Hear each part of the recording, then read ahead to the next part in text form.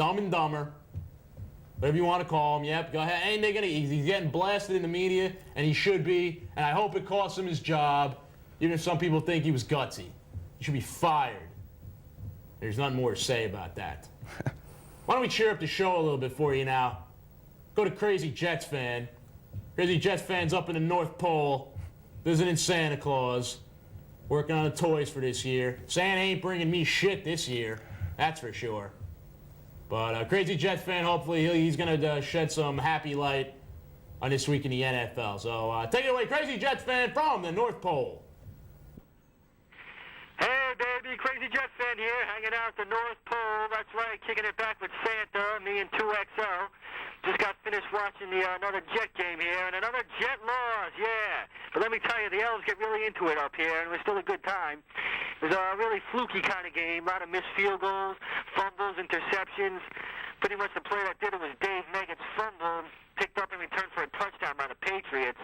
And the Jets had some high points in this game. Finally got a couple of 100-yard receivers, Yarbrough and Mitchell, but still, I mean, I think they changed the word for bad luck in Webster's to just the Jets now. And how about Lowry over there, huh? Slapping around the ball boy in New England up there. Right, if you want to play with the big boys, baby, then get off the field. But, I don't know, the Jets season it has to end.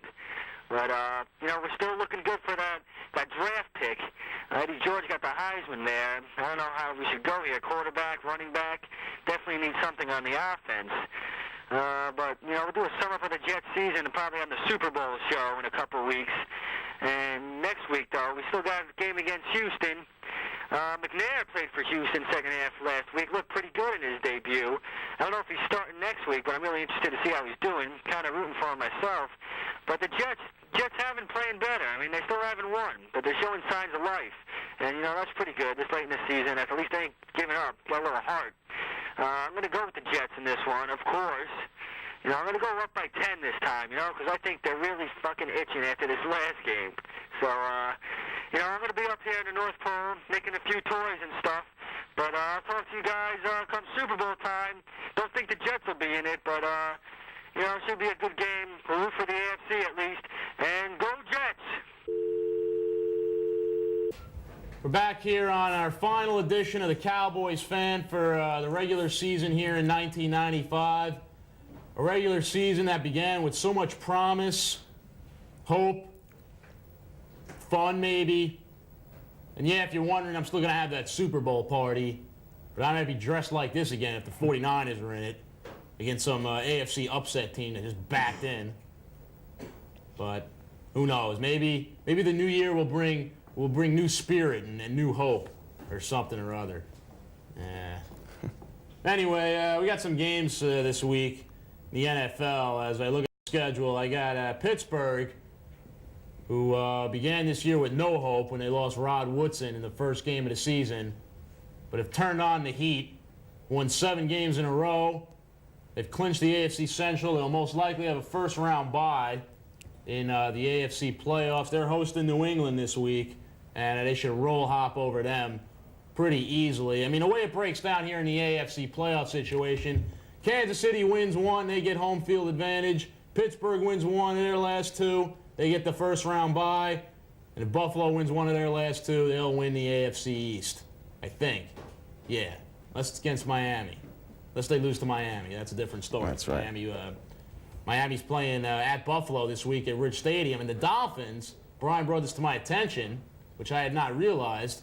The Dolphins win, they'll be in first place and have the tiebreaker over Buffalo, which 2 weeks ago, I mean, I was counting Miami right out of the playoffs, and here they are, they could sneak in and win the AFC East. Miami got very lucky during the Atlanta Falcon game. That's for sure. June Jones made some crazy decisions there. Crazy decisions, but not stupid. Not decisions that will cost you. I mean, Dan Marino still had to go down the field and get that touchdown to Irving Fryer to win it. I mean, maybe he's not too good in math, June Jones, but, not stupid. Just couldn't think, forgot to think at the time, that's all. Should have just kicked that extra point instead of going for the 2-pointer. That's right. Yeah, but, but if Miami can go in there and sweep the Bills, then they'll have the tiebreaker, which is interesting. And it also raises hopes for the Indianapolis Colts, who are hosting the San Diego Chargers this week. If the Colts and Bills and Dolphins all tie at 10-6 in the AFC East, then guess what? The Indianapolis Colts win the tiebreaker by a division record and win the AFC East. So won't that be pretty interesting? So the Bills, even though they're looking good right now, are not out of the woods yet. They got to beat the Dolphins at home if they want to ensure the AFC East. But they probably will, because the Bills, they win in December at home, and it's pretty tough to beat them. Plus, they'll probably be 32 feet of snow, which won't help the Dolphins any, who don't see snow at all. Speaking of the Colts, I don't have much confidence in them. I mean, they had 2 road games back-to-back against Carolina and Jacksonville. They really needed to win both of them. They only got one of them, and they're playing San Diego this week, and San Diego's been playing really good football right now. If they can run the table, get in the playoffs, if they run the table, they probably could back in, depending on what the Raiders do. Well, if they beat Indianapolis this week, then they'd have the head-to-head against them. Over the Colts, so, right, so they have a very good chance of. Yeah, so you see the rest of the AFC playoff picture here. You see Miami, Indianapolis, and Oakland are all sitting there at 8-6. Would all take home the wild cards at this point. They all control their own destinies. Denver really shot themselves in the foot by letting Seattle come back at Mile High last Sunday. They're sitting there with Seattle and San Diego at 7-7, and the Seahawks, or actually, the Raiders, they're in some serious trouble there because their last 2 games are at Seattle and home Denver. But if they lose one of those 2 games, they're going to be in trouble, especially if they lose to the Broncos, because the Broncos would have beaten them twice. And 9-7 might not get the Raiders into the playoffs, because I think the Seahawks would actually end up winning a tiebreaker as well, off of a division record. So the Raiders, they're going down with the Cowboys at this point. Yeah. They're folding real fast. Raiders 4 weeks ago were 8-2, and since Hostetler got hurt, it's been just a downfall for them. But I still think the Raiders have more talent than any team in the AFC. Yeah, and right now what I'd like to do is just invite all Raider fans to come join this Breaking Up Denial with me. All right? The Raiders, it's just not happening, okay? I had a Raider fan on a couple weeks ago. He was telling me all this crap about, the 49ers and Raiders and the Super. Dude, man, forget the Raiders. The Raiders are done. They're cooked. Well, I think if they get Hostetler back, I think they can make the playoffs, and I think they can do some damage. That they would make it as a wild card, and they'd have.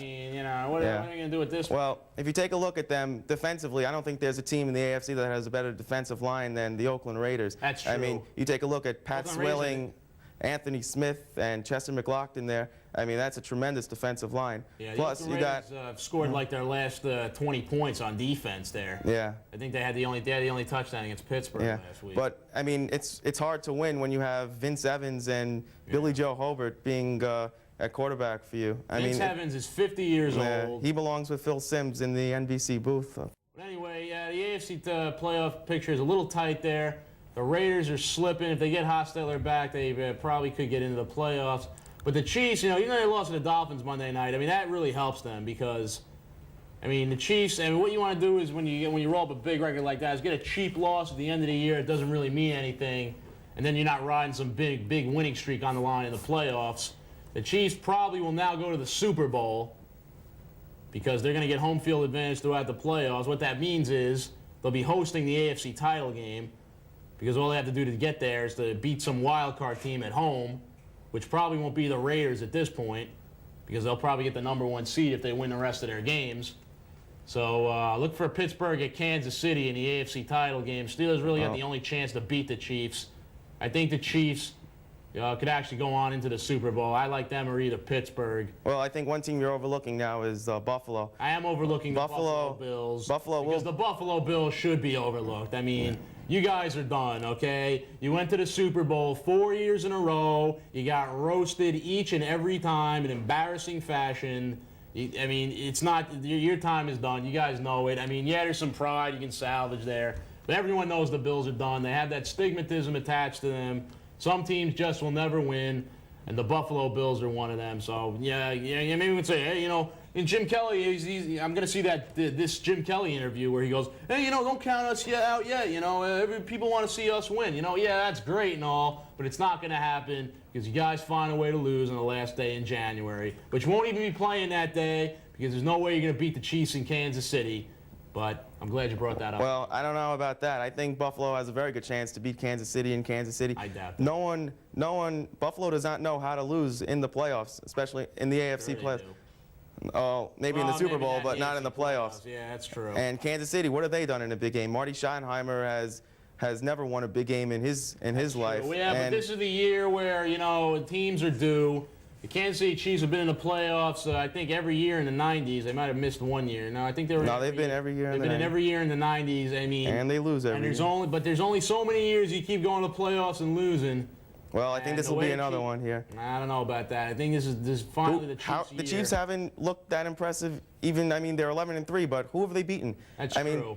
the games that I've seen them play, I see them beat the Giants in a game they were down. I believe it was That's 17-3. Yeah, they came I back see and them. beat the Giants in overtime. Yeah, I saw them get a lucky win against the Raiders in Kansas City when Hostetler was picked off. I see them But then they struggle. took the spanky to them in Yeah. Oakland a couple weeks ago. Yeah, well, Oakland They was all lost to banged up. Dallas, they lost to Miami, they lost to the Cleveland Browns. What Yeah. the hell happened at that? And the Sunday night ESPN national TV game, they struggled to beat the Houston Oilers. That's and, true. That's right. I They mean, fumble return to win yeah. that. So But, man, what are you going to do? I mean, you struggle in some games and stuff, but if you roll up the big record, it's only the games in January that count. Everyone starts 0-0 in the playoffs, and if the Chiefs have home field advantage, that's almost going to guarantee them the Super Bowl because the AFC, whoever's got home field. well, last year the it Steelers didn't happen. had home field advantage, Yeah, except and when they the got knocked out by Steelers San have it. Diego. I mean, the Steelers are the only team to blow AFC home field advantage in the last 10 years. Well, no, Miami had home field advantage a couple years ago. No, and- Pittsburgh had it that year. No. Well, Miami had the Miami AFC had the Championship they game had it against for Buffalo. The AFC title game, but home field advantage of the Steelers. Yeah, actually but they were had it. knocked They off blew by it. Buffalo. So. Right. So, yeah, but the Steelers, they won't have home field this year, so they won't have a chance to blow it. But Let's look at the NFC playoff picture, shall we? In San Fran, Dallas, and Green Bay are sitting there. Green Bay lost to the Buccaneers on Sunday night as the Buccaneers break that embarrassing string of losing at least 10 games every year since 1983. Thank God that happened. And the Packers, with that loss, pretty much knocked them out of a chance for a first-round bye, although who knows with the way the Cowboys are playing.